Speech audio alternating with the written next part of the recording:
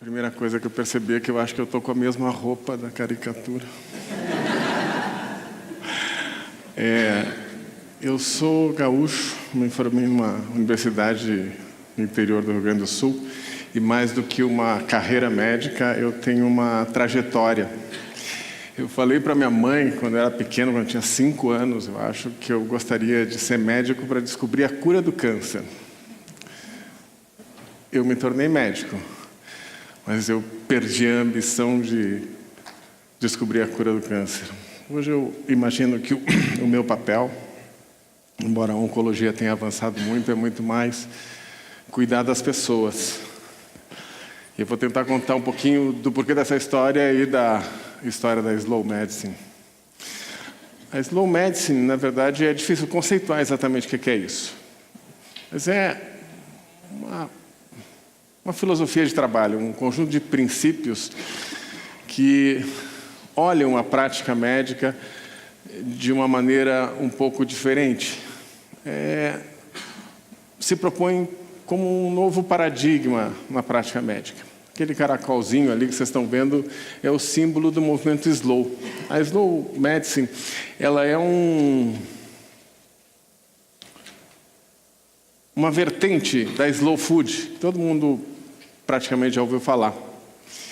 E o caracol é o símbolo da Slow Food. E a gente também absorve. E embora se fale de um novo paradigma da prática médica, mais do que um paradigma, eu poderia dizer que ela também funciona como um resgate de questões ancestrais na prática médica. Uma das coisas que, desde que eu entrei na faculdade, muito me intrigou era a questão da relação médico-paciente, como um aspecto fundamental.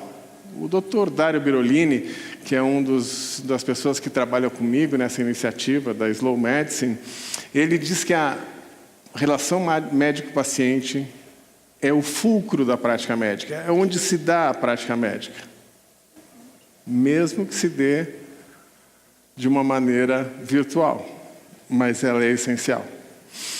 E a Slow Medicine, ela propõe, na verdade, que a gente tenha 4 pilares.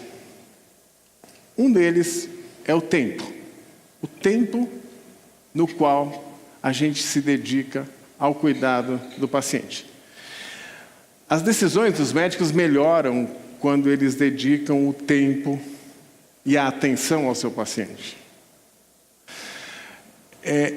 Esse tempo não é um tempo exclusivo de uma consulta médica, mas é um tempo que se dá ao longo do tempo que o profissional de saúde tem condição de conviver com aquele paciente.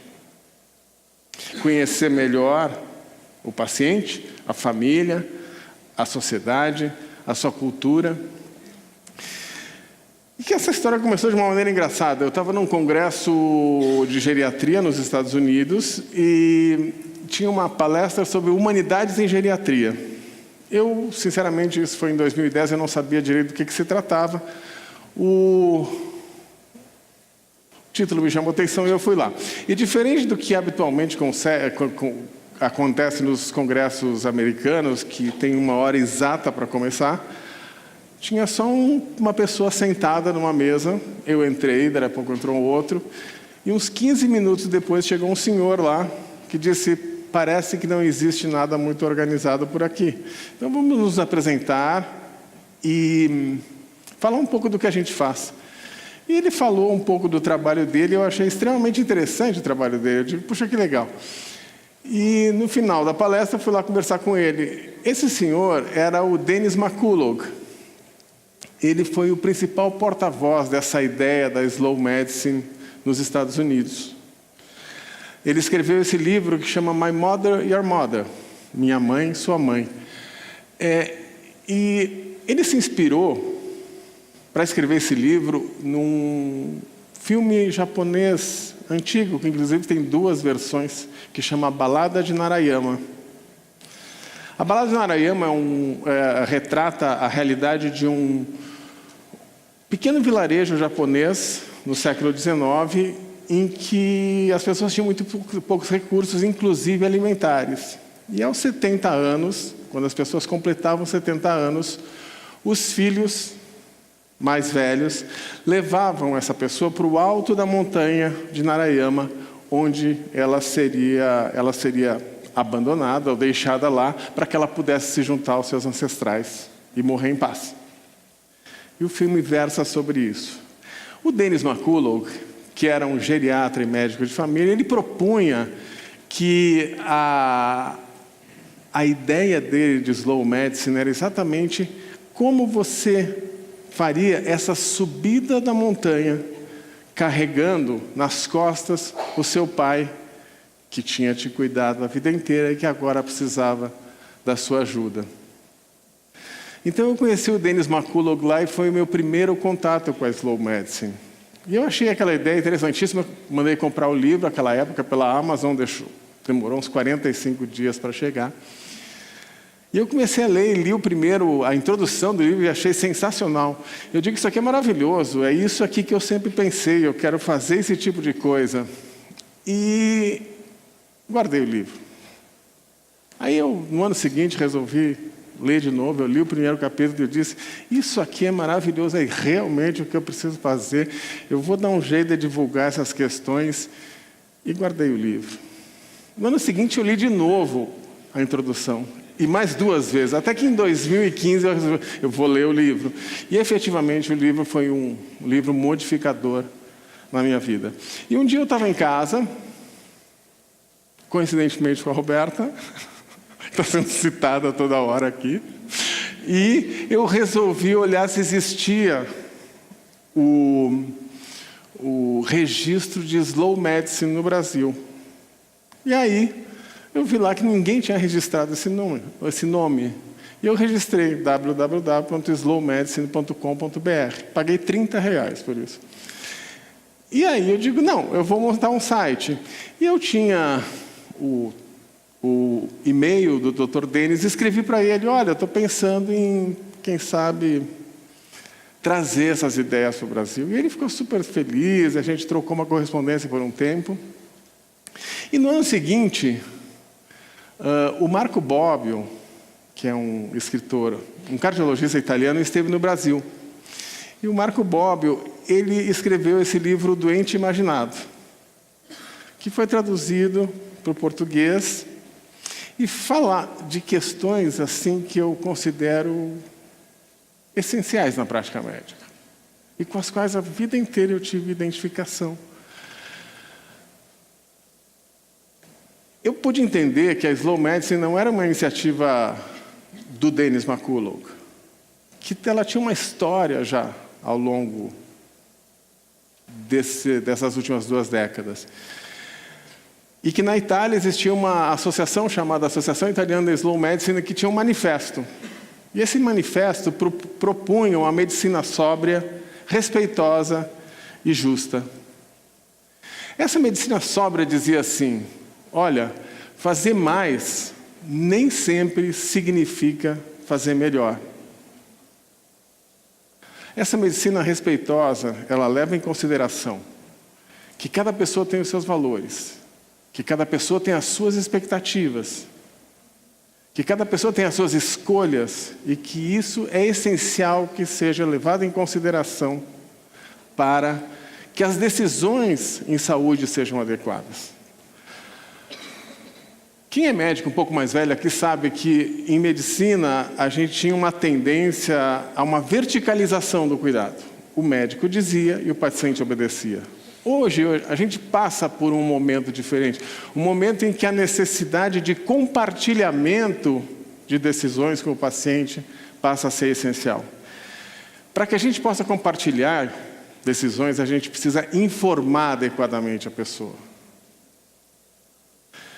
Uma vez bem informada, ela pode tomar aquela decisão que seja mais adequada para ela e que esteja de acordo com os seus valores e com as suas expectativas.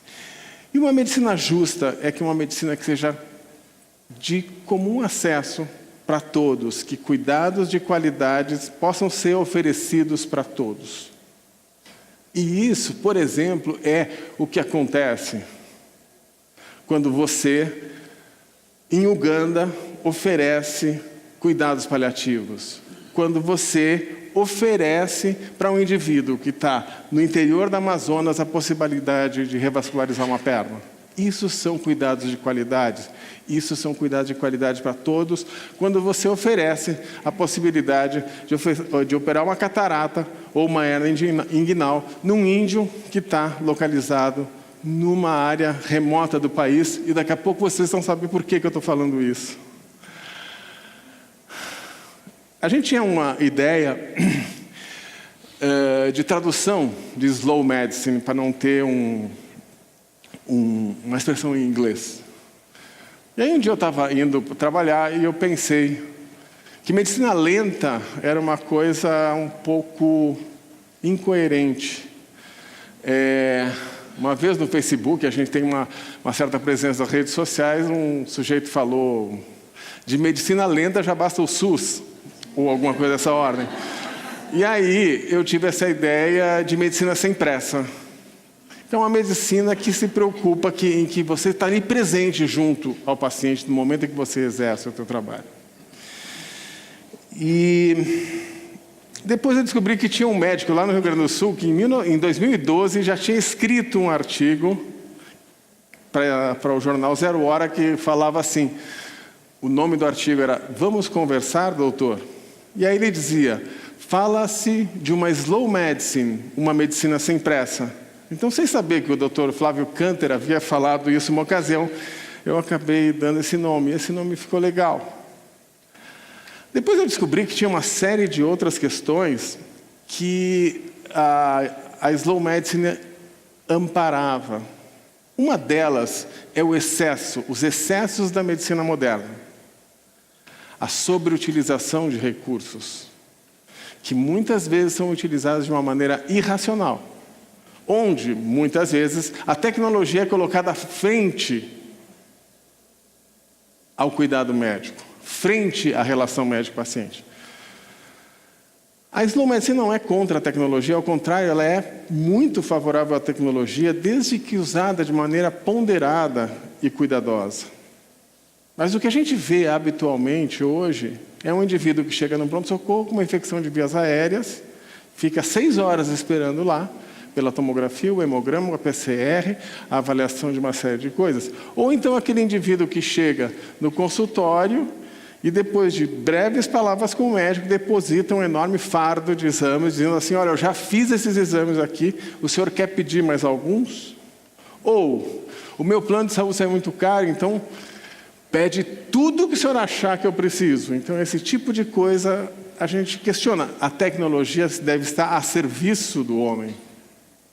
E aí tem uma série de iniciativas, entre elas a medicina narrativa, os cuidados paliativos, a Choosing Wisely, que é uma organização americana que criou formas de trabalhar um pouco a consciência do médico e da população a respeito do excesso de utilização de exames complementares em medicina. Essa tela do Paul Gauguin é uma tela da maturidade do Gauguin, é considerada uma das obras-primas dele. Ela diz assim: quem somos, de onde viemos e para onde vamos. E se a gente for olhar da esquerda para a direita, vocês vão ver um bebê nascendo, vocês vão ver a juventude, vocês vão ver um ícone, e vocês vão ver aqui no final uma senhora de idade. A medicina, ela até hoje, por mais que a gente faça modificações, ela vai cuidar do ser humano nas diferentes fases da vida dele. O que a gente está tentando dizer que é um novo paradigma e uma nova ideia para a medicina, é que, na verdade, a gente está vivendo um momento em que, através de protocolos, diretrizes, boa parte das vezes as decisões da medicina perdem completamente a individualidade. E desculpa a expressão, mas o ser humano acaba sendo tratado como uma boiada. Qualquer lugar que você vá num pronto-socorro, hoje você vai ter o protocolo de dor torácica, o protocolo de sepsis, o protocolo... E muitas vezes isso não leva em consideração aquele indivíduo que está sofrendo daquele problema.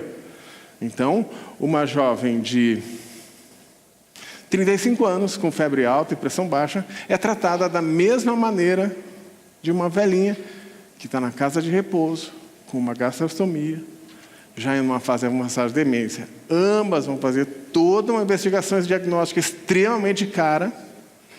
Possivelmente ambas vão parar na UTI. E isso talvez não seja a forma mais adequada. A gente talvez está num momento que a gente precisa se voltar para a individualização do cuidado. Ao invés de enxergar todos como iguais, a gente procurar saber quem é cada uma daquelas pessoas. E para isso, a gente precisa de tempo. Para isso, a gente precisa de uma relação médico-paciente mais consistente. Para isso, a gente precisa conhecer melhor as pessoas para compartilhar com elas efetivamente as decisões a serem tomadas. Então, o quadro do Gauguin, ele não é uma resposta. Ele é uma pergunta. Quem somos? De onde viemos, para onde vamos. Então, talvez o que a gente precise fazer em relação a nós mesmos, para que essa mudança de paradigma possa acontecer, para que a telemedicina possa ter esse aspecto humano, tão bem apresentado pelo André, através das imagens maravilhosas que ele nos trouxe. Então, talvez muito mais eu esteja trazendo para vocês uma pergunta do que uma resposta. Obrigado.